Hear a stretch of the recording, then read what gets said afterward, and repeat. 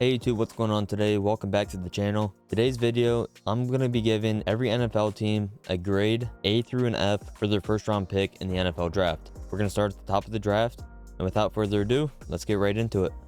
Tennessee Titans selected Cam Ward, quarterback out of Miami. Last season, the Titans struggled mightily due to quarterback problems. Will Levis and Mason Rudolph turned the ball over way too often and lost the Titans games they should have won. The hope and expectation is that Cam Ward can come in and elevate the offense. He'll have a solid group of skill players around him, along with a young and upcoming offensive line. I think you have to be happy if you're a Titans fan getting Ward. You just needed a difference maker and someone with high upside. I give the Titans an A. The Jaguars selected Travis Hunter, a wide receiver and defensive back from Colorado. The Jags traded up from 5th to 2nd to select Travis Hunter, so obviously they wanted him and viewed him as a can't-miss prospect. Skill-wise, there's no one better than Hunter. Doing it both offensively and defensively, he has elite ball skills, and I think we'll see him play wide receiver along with defensive back. He won't play both full-time, but I expect him to play in big-time situations both ways. That's something very valuable, and let's not sit here and act like Travis isn't a tremendous player, and for that reason, I give the Jags a B+. The Giants selected Abdul Carter, an edge rusher from Penn State. Carter may very well be the best player in this draft. A top-notch pass rusher who has great strength and speed off the edge, he made the transition much like Micah Parsons did from middle linebacker to edge rusher. His effectiveness on third downs will be shown early and often. Pairing him with Brian Burns and Kayvon Thibodeaux is an interesting dynamic, as you have 3 edge rushers. Nothing wrong with loading up on the defensive front. I give the Giants an A. The Patriots selected Will Campbell, an offensive tackle from LSU. Now there are certainly some question marks when it comes to arm length here. I say let's not overreact because it hasn't been a problem for him in the SEC the last couple of seasons. You get Drake May some much needed protection and hopefully a cornerstone tackle for years to come. This is certainly a Mike Vrabel draft pick and certainly a good one. I'll give them a B. The Browns selected Mason Graham, a defensive tackle out of Michigan. He's a rare talent at the defensive tackle position. The value is sky high for interior linemen who can pass rush at an elite level. Think of someone like Jalen Carter or Aaron Donald, elite interior presence. That's Graham to a T. Very good against the run and someone who needs to be double teamed. Another reason I like this pick is that you're pairing him up with Myles Garrett. Just like we said with Carter going to the Giants, loading up on the defensive front has been the trend in the NFL. I give the Browns a B+. The Raiders selected Ashton Jeanty, running back out of Boise State. First off, I'm a huge fan of Ashton Jeanty. No doubt a top 10 talent in the draft, but for the Raiders, this doesn't really address your biggest needs. A common theme I see among draft analysts is that Super Bowl or playoff contenders should be the ones taking running backs in the first round. Well, I wouldn't say the Raiders are either of those two, but as for the player, Jeanty can be a top back in the league very early on. You can't teach his strength and contact balance, which makes him very difficult to tackle. I'll give the Raiders a B+. The Jets selected Armand Membu, offensive tackle from Missouri. The Jets went out and got one of the best offensive tackles in the class, someone who rose up draft boards after his great performance at the NFL Combine. He can move inside the guard if it doesn't work out at tackle, but I think this is an instant solution than losing Morgan Moses and filling that void at tackle. I'll give the Jets a solid B here. The Panthers went out and got Teteroa McMillan, a wide receiver from Arizona, and while they went out and got Bryce Young, a big-time target at wide receiver, your prototypical jump ball 50-50 guy. Many compare him to Mike Evans, and it doesn't take long to see why. The huge question mark is creating separation. He struggled at times in college, and it'll only be harder in the NFL. The hope is that he makes those contested catches at a very high rate, and the speed and separation concerns go away. Not only that, hopefully you don't regret not taking some O-line help here. For that reason, I'll give the Panthers a B-. The Saints selected Kelvin Banks, offensive tackle from Texas. You're solidifying left tackle for the next 10+ years. Banks is a tremendous lineman, both run blocking and pass protection. He needs to get back to full health, and he'll be able to handle the top-tier pass rushers in the NFL. Where there are concerns for the 2 prior tackles taken, Banks has 0 question marks when it comes to stature and size. It's fair to say this may have been a reach for where they picked him. For that reason, I'll give the Saints a B- as well. The Bears selected Colston Loveland, a tight end from Michigan. Many people, including myself, thought Tyler Warren was going to be the first tight end off the board, but let's not take anything away from Loveland and how good he is. A mismatch nightmare and a perfect mold of size and speed. He's what the NFL is looking for in a tight end these days. I'm not sure how much he'll line up on the ball and block, but he's certainly capable of blocking. He'll make his money on third down and be the outlet for Caleb Williams. I'll give the Bears a B.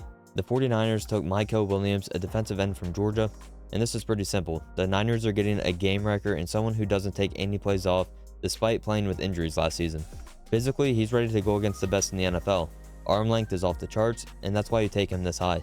Aside from the arm length, he doesn't have any go-to moves. He's not just a pass rusher though, he's very dominant setting the edge in the run game, and that's why he's very valuable. I'll give the Niners a B- here. The Cowboys took Tyler Booker, offensive guard out of Alabama. You don't always see guards get taken this high, but Booker is a lights out run blocker, the best in the class arguably.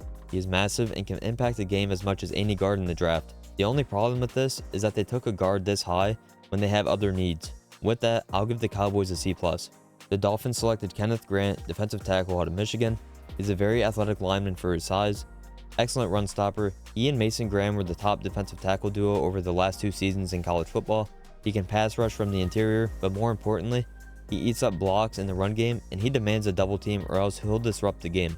He went a little higher than I expected, but even so, I'll give the Dolphins a B-. The Colts selected Tyler Warren, tight end out of Penn State, one of the top prospects in the entire draft. If you're a Colts fan, you should be very excited. Not many people expected him to fall this far, but he can extend the field vertically in the pass game. He's a true nightmare for defensive backs due to his size. He's also too fast for most linebackers to cover him. Hopefully he can be a security blanket for Anthony Richardson the next couple of seasons. I'm going to give the Colts an A grade. The Falcons selected Jalen Walker, linebacker / edge rusher out of Georgia. He won the Butkus Award this past season. He can do it all on the field. He can play off-ball linebacker and patrol the middle, or do what he does best, and that is rush the passer. He's uber athletic and has great speed off the edge. When it comes to quarterback spies, I'm taking Jalen Walker as a top choice right now. Watching him on film, he thrived when spying opposing quarterbacks who tried to extend plays. Against the run, he's very powerful and hard to scheme against. The Falcons addressed a big need with a big-time talent. I'll give them an A+ here. The Cardinals went out and got Walter Nolen, a defensive tackle from Ole Miss. He's a former top recruit out of high school, so the physical traits have always been there. He's big enough and athletic enough to play anywhere on the interior of the defensive line. He's your ideal 3-tech and disruptor in the middle. He can also rush the passer, but certainly has some room to improve there. He's a force against the run and a big body that's hard to move and displace. I'll give the Cards a solid B+. The Bengals selected Shamar Stewart, defensive end out of Texas A&M. Not the production you want from an edge rusher taken this high, only 4.5 career sacks in college, and that's certainly a huge concern. Nonetheless, he's a very physical and disruptive player against the run.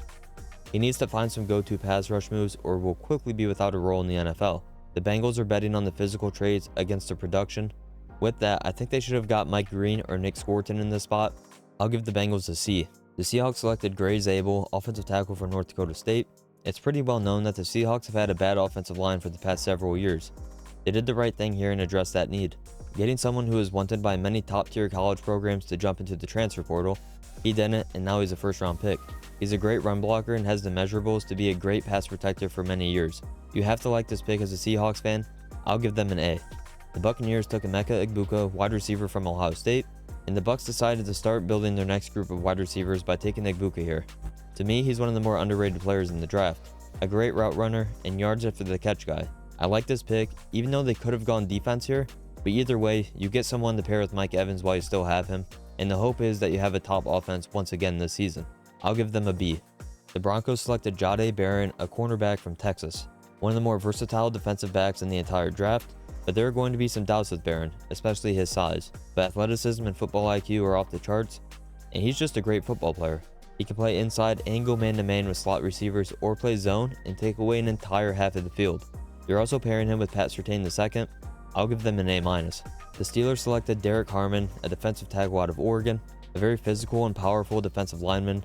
Last season, he showcased his pass rush skills, and that boosted his draft stock tremendously. Many thought the Steelers would take a quarterback here, but nonetheless, you have to like this pick. Like we said earlier, loading up the defensive front these days is a priority. Harmon fits the mold of a modern-day 3-down defensive tackle, and you also get a Cam Hayward replacement while Cam Hayward is still on the team.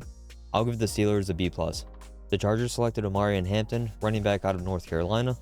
Hampton wasn't very far behind Genty for the top running back spot, but it's not always a good sign to take a running back in the first round. Hampton brings a lot of power and downhill running to the Chargers. He fits what a Jim Harbaugh running back should look like. I think they should have taken a defensive player here or get some help for Justin Herbert at the receiver spot. I'll give them a C+. The Packers selected Matthew Golden, wide receiver from Texas. He was a very productive player last season as a Longhorn. Injuries are just a slight concern for him, and that led to some doubt about where he'd be drafted. Skill-wise, he's as good as any slot receiver as you can find in the draft. A very clutch player, finding ways to get open when Texas needed him most. He's great after the catch as well, and not just a great contested catch guy, even though that's probably his biggest strength. Grade-wise, for the Packers, as they already have multiple solid receivers, I'll give them an A- here. The Vikings selected Donovan Jackson, offensive guard slash offensive tackle out of Ohio State. I think this is a great value pick here. You're getting someone who can play both guard and tackle. Not only can he do both, but he was an All-American guard and played great at tackle last season for the Buckeyes. You have JJ McCarthy right now at quarterback, and this is a good choice to protect him. I'll give them a B. The Giants selected Jackson Dart, quarterback from Ole Miss, and this was the shocker in the first round. The Giants traded up and took Dart over Shedeur Sanders. They must like the mobility and playmaking of Dart. I like him as well, but he needs to limit the turnovers and mistakes in big games and big moments. The arm talent and accuracy are there, no doubt, but he rose boards throughout the draft process and showed up well at his throwing sessions.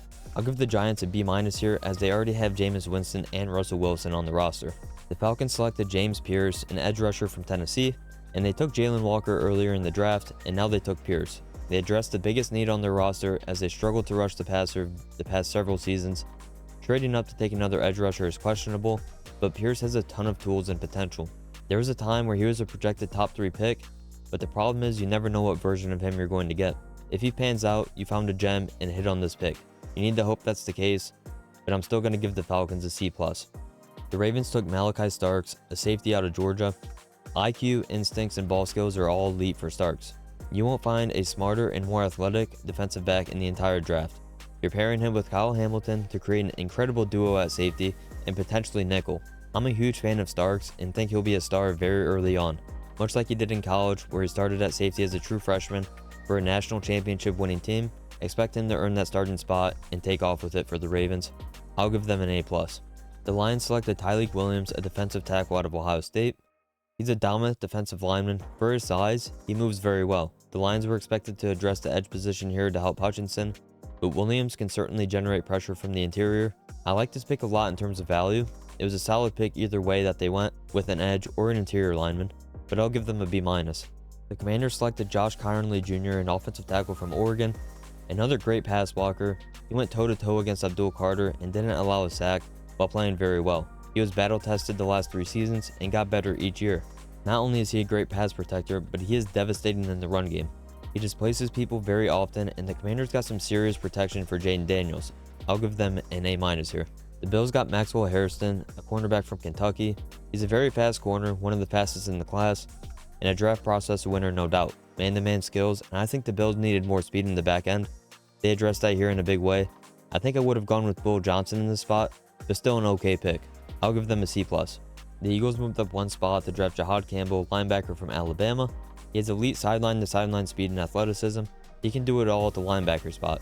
I thought Campbell would go higher in the draft, so this is great value here for the Eagles, who traded up in that 1 spot like I mentioned. He's joining an outstanding front 7 and a group of linebackers that rival any group in the NFL. I'm going to give the Eagles an A grade. The Chiefs took Josh Simmons, an offensive tackle from Ohio State. Prior to his injury in October, Simmons was one of the best tackles in all of college football, like a top 10 to 15 pick good. Questions and concerns have came up from that injury. That's why he fell this far, and it's really the only reason he fell. He's going to the Chiefs, and if he's ready, he'll take that starting tackle spot. He's a great pass protector, but also very powerful in the run game.